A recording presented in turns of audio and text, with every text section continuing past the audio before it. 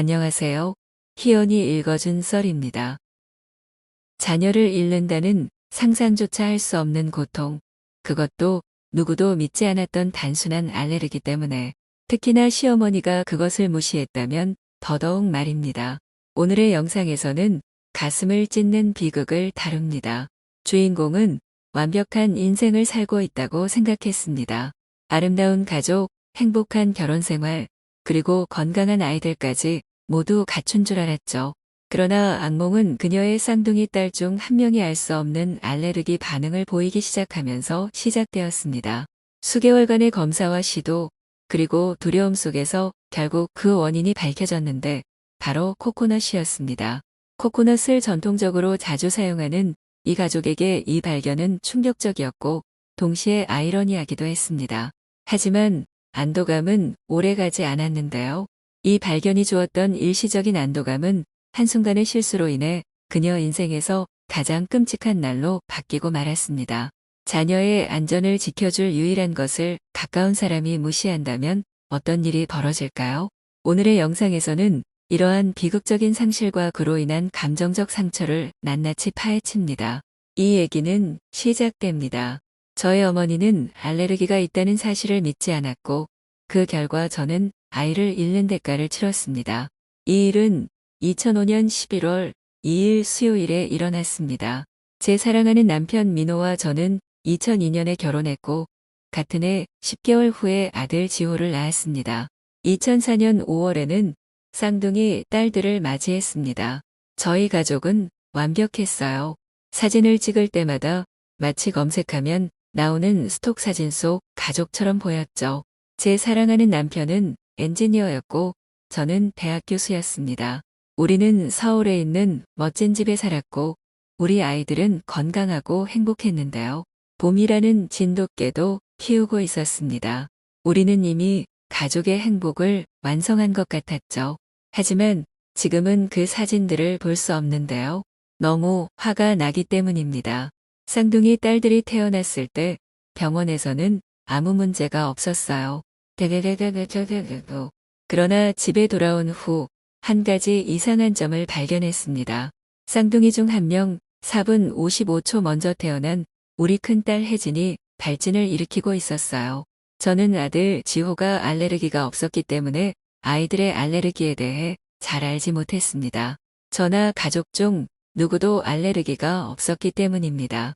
처음에는 그냥 얘가 저처럼 피부가 민감하다고 생각했어요. 저는 특정한 옷감의 피부가 민감해서 가끔 발진이 나곤 합니다. 그래서 모든 옷에 섬유 유연제를 사용하는 것을 멈췄어요. 가장 좋은 침구와 옷을 구입했고 어느 순간에는 옷의 제조 공정에서 딸의 피부에 문제가 생기는 것 같아 직접 옷을 만들어 입히기도 했습니다. 병원에 여러 번 갔지만 의사들은 얘가 알레르기 반응을 일으키고 있는 것은 알았으나 모든 검사에서 음성으로 나와 원인을 알 수 없었어요. 그리고 3개월이 지난 후에야 비로소 원인을 알아냈는데요. 그동안 얘의 알레르기 반응은 점점 심각해졌습니다. 어느 순간 얘는 병원 역사상 유일하게 클린룸에서 격리된 아기였어요. 클린룸 밖으로 나가자마자 알레르기 반응을 일으켰기 때문이죠. 그때부터 우리는 승려처럼 극단적인 생활을 해야만 했는데요. 남편과 저는 아들 지호와 작은 딸 은지를 시댁에 맡기고 우리 생활에서 모든 것을 제거하는 치료를 시작했어요. 비누, 샴푸, 데오도란트, 세탁 세제를 모두 사용하지 않았고 그 후 식단까지 조절하기 시작했습니다. 3개월 후에 우리는 드디어 원인을 알아냈는데요. 우리 큰딸 혜진은 코코넛에 알레르기 반응을 일으키고 있었어요. 의사들은 코코넛 알레르기가 드물어 피부 검사 패널에 포함되지 않았다고 설명했습니다. 원인을 알아낸 후 우리는 안도의 한숨을 내쉬었지만 동시에 저는 울다가 웃음을 터뜨렸습니다. 저는 너무 웃어서 울기도 했고 제 사랑하는 남편은 제가 안도감에 웃는 건지 순수한 행복에 웃는 건지 모르겠다고 말하곤 했습니다. 사실 저는 코코넛을 거의 종교적으로 사용하는 문화에서 자랐어요. 요리에 들어가고 전통 행사 때마다 코코넛을 깨뜨리며 거의 모든 디저트에 사용됩니다. 그래서 제가 코코넛을 얼마나 싫어했는지에 웃음이 터진 거였어요. 어렸을 때 중학교 8학년이 될 때까지 엄마는 항상 제 머리에 코코넛 오일을 발랐어요. 머리가 너무 기름져서 싫었어요. 그래서 제가 머리를 스스로 관리할 수 있을 때가 되자 절대 그 코코넛 오일을 사용하지 않기로 결심했습니다. 결국 평생 싫어했던 코코넛에 중대한 알레르기를 가진 딸을 두게 된 것이 웃음의 원인이었어요. 저희는 딸의 알레르기에 대해 사람들에게 이야기하며 많이 웃었습니다. 모두가 제가 코코넛 오일을 싫어한다는 사실을 알고 있었기 때문에 다들 웃었죠. 엄마에게도 이야기했더니 엄마도 웃으면서 농담을 했습니다. 혜진이가 제 뱃속에 있을 때 제가 코코넛 오일을 싫어한다고 말하는 걸 듣고 자기 역시 코코넛을 싫어해야겠다고 결심했을 거라면서요. 모두 크게 웃고 이야기는 그렇게 끝난 줄 알았습니다. 저와 엄마, 연주는 항상 좋지 않은 관계였습니다. 서로 적당히 지내기는 했지만 몇몇 주제에 대해서는 심하게 의견이 충돌하곤 했죠. 엄마는 전통적인 딸을 원했습니다. 종교를 가지고 석사 학위를 취득하며 부모님이 정해준 남자와 결혼해 두 아이를 낳고 교회에서 살면서 전업주부가 되는 딸이었죠. 하지만 저는 종교가 전혀 없었고 학사 2개를 취득한 후 석사와 박사까지 마쳤습니다. 27살에 결혼했는데 부모님이 원하던 사람과는 정반대인 남자와 결혼했습니다. 그뿐만 아니라 저는 전업주부가 아니라 남편과 제가 파트타임 보모를 고용할 정도로 충분한 수입이 있는 워킹맘이었어요. 결국 우리 관계를 가장 잘 설명할 수 있는 말은 엄마는 저를 매우 자랑스러워하면서도 언제나 제가 다른 사람이었으면 하는 마음을 가졌다는 것입니다. 우리가 대화할 수 있는 주제도 어느 정도 있긴 했지만 정치나 제 직업 같은 진지한 이야기는 할 수 없었어요. 엄마가 화를 낼까봐 그런 건 아니고 그냥 그런 주제에는 전혀 관심이 없었기 때문이죠. 저는 제가 열정적으로 이야기하는데 상대방이 전혀 신경을 쓰지 않는 대화를 정말 싫어합니다. 아이들 양육에 있어서는 엄마는 거의 99.9% 제 결정을 존중해주는 완벽한 예스맘이었어요. 제 결정을 존중해줬고 설령 마음에 들지 않아도 그것을 문제 삼지 않았습니다. 예를 들어 저는 아이들을 종교적으로 키우지 않기로 했지만 그들이 자신의 뿌리를 이해할 수 있도록 공동체 행사에는 데려갔습니다. 엄마는 그때도 아이들에게 기도를 강요하지 않았어요. 하지만 딱 한 가지 계속해서 저를 괴롭혔던 게 있었는데 그건 바로 코코넛 오일이었어요. 제 쌍둥이 딸들은 매우 곱슬거리는 텍스처의 머리카락을 가지고 있었습니다. 저희 부부는 둘 다 매우 직모라서 어디서 그 머리카락이 왔는지 모르겠지만 저는 그 곱슬머리를 사랑했습니다. 머리카락이 약간 거친 편이었고 엄마는 항상 약간의 오일을 바르면 더 부드럽고 곱슬이 더 선명해질 것이라고 주장했어요. 하지만 저는 항상 거절했습니다. 물론 다른 종류의 오일을 사용할 수 있었겠지만 저는 딸들이 너무 어렸고 알레르기 때문에 새로운 것을 시도하는 것이 두려웠습니다. 그래서 엄마에게도 그 이유를 충분히 설명했죠. 엄마는 혜진이의 알레르기 때문에 우리가 겪었던 일들을 기억하고 있었을 겁니다. 혜진이의 알레르기 때문에 병원에 있을 때 엄마는 음식과 옷을 여러 번 가져다 주셨고 알레르기 원인을 제거하기 위해 집안의 모든 가구와 옷을 옮길 때도 도와주셨습니다. 엄마는 그때 저에게 음식 만드는 법도 가르쳐 주셨습니다. 혜진이의 고통을 누구보다 잘 알고 계셨던 엄마가 어떻게 그런 일을 했는지 저는 지금도 이해할 수 없습니다. 2005년 11월 2일 그날 저는 학생들에게 중간고사를 보고 있었고 연구실에 늦게까지 남아야 했습니다. 남편 민호는 학회 참석차 출장을 갔고 저희 부모는 독감에 걸려 아이들을 돌볼 수 없었기 때문에 엄마가 아이들을 돌봐주기로 했습니다. 지호는 거의 3살이었고 쌍둥이 딸들은 1살 반이었습니다. 저희 부모님 댁에서 하룻밤을 보내는 것이 아주 흔한 일은 아니었지만 특별한 일도 아니었죠. 아이들은 부모님 댁에서 늘 행복하게 지내고 잘 돌봐주셨기 때문에 저는 그날도 아무런 걱정 없이 아이들을 맡겼습니다. 점심 후에 아이들과 통화를 했고 오후 5시쯤에는 영상통화를 했어요. 아이들은 매우 행복해 보였고 건강해 보였습니다. 저는 그날 밤 10시 30분쯤 집에 도착해서 엄마에게 전화를 걸어 아이들이 아직 깨어 있는지 확인하고 잘 자라고 인사를 하고 싶었어요. 아이들은 제가 도착하기 20분 전에 이미 잠들었고 엄마와 잠시 통화한 후 서로 잠자리에 들었습니다. 엄마도 일찍 자는 편이라 통화를 마치고 잠자리에 들었죠. 다음 날 아침 5시쯤 일어나 민호를 6시에 공항에서 데리러 갔습니다. 우리는 함께 아침을 먹고 아이들을 데리러 갈 예정이었어요. 저는 남편 민호를 데리러 갔고 둘 다 아직 배가 고프지 않아서 아이들을 먼저 데리고 나서 부모님과 함께 아침이나 브런치를 먹으면 좋겠다는 생각을 했습니다. 저희는 아침 7시 45분에 부모님 댁에 도착했어요. 그런데 부모님이 집에 계시지 않았습니다. 지호는 이웃집에 있었고 우리 차가 도착하자마자 이웃과 함께 밖으로 뛰어나왔는데요. 그는 격앙된 상태로 울고 있었고 저는 그를 진정시킬 수가 없었습니다. 제 혈압은 점점 오르기 시작했고 그 순간 부모님께 무슨 큰일이 난 게 아닌가 하는 생각이 들었기 때문입니다.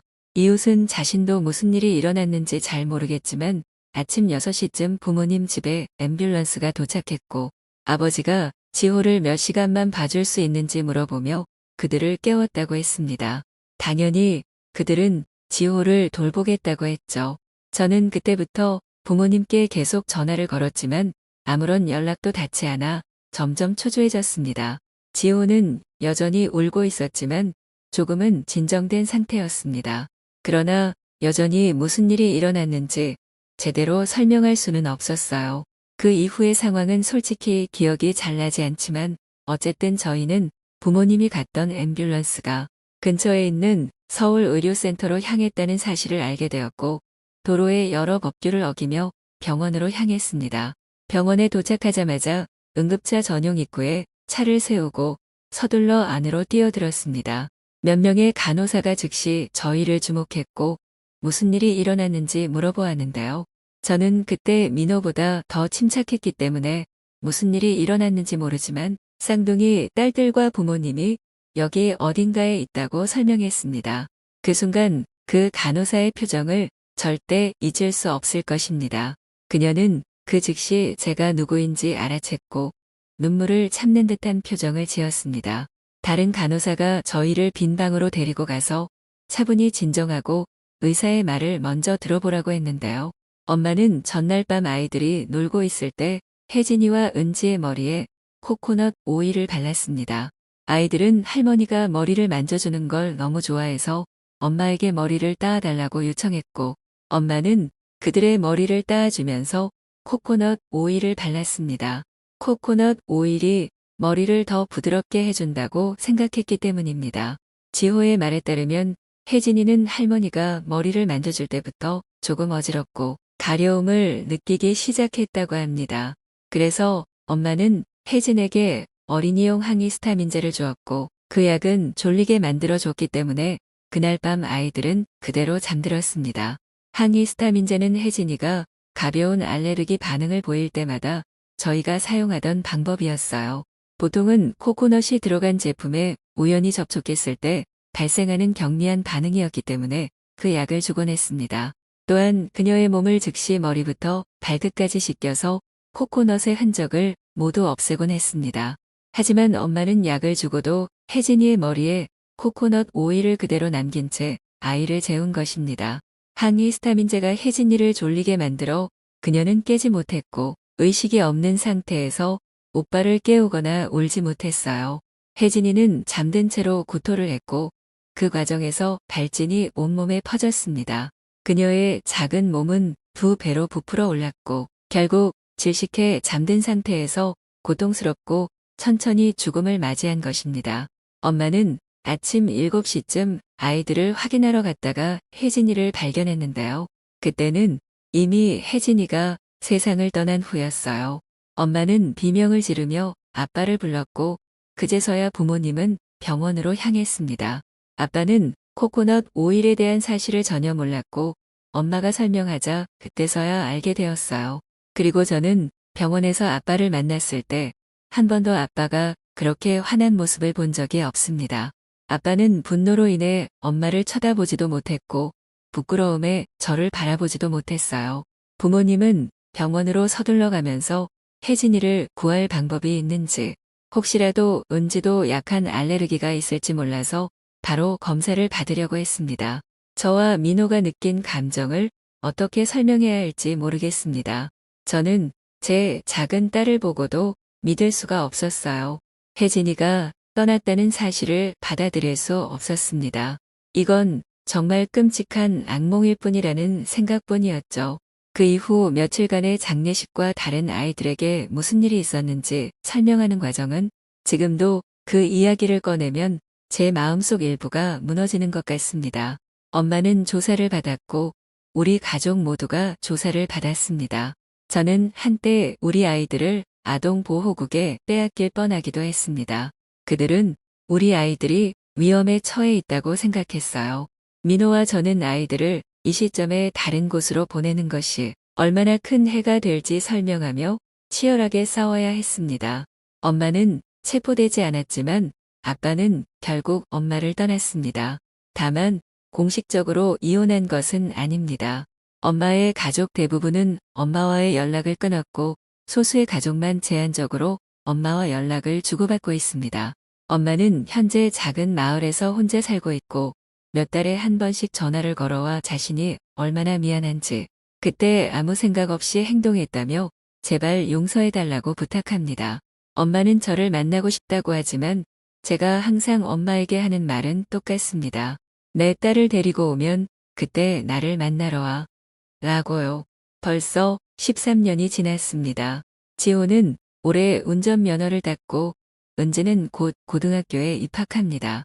두 아이 모두 건강하게 잘 자랐고 훌륭한 성인으로 성장하고 있지만 혜진이가 떠난 이후로 그 누구도 예전과 같지 않습니다.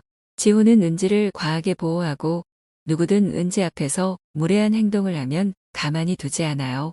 은지는 한때 정말 밝고 말도 많았던 아이였는데 이제는 조용해졌습니다. 말을 할 때도 너무 작게 말해서 들으려면 귀를 기울여야 할 정도예요. 몇 년 전 은지는 저에게 이렇게 말했습니다. 자신이 어렸을 때 일어난 일이긴 하지만 항상 자신이 불완전하다고 느낀다고, 마치 자신의 일부가 사라진 것 같다고요. 저는 그 말에 뭐라고 답해야 할지 몰랐습니다. 만약 민호가 아니었다면 저는 딸을 잃은 상처에서 회복할 수 없었을 것입니다. 우리는 서로를 도우며 상실의 고통을 이겨냈습니다. 수십 년간의 치료를 통해서야 겨우 이 자리까지 올 수 있었습니다. 얘기는 여기서 끝납니다. 시청해 주셔서 감사합니다.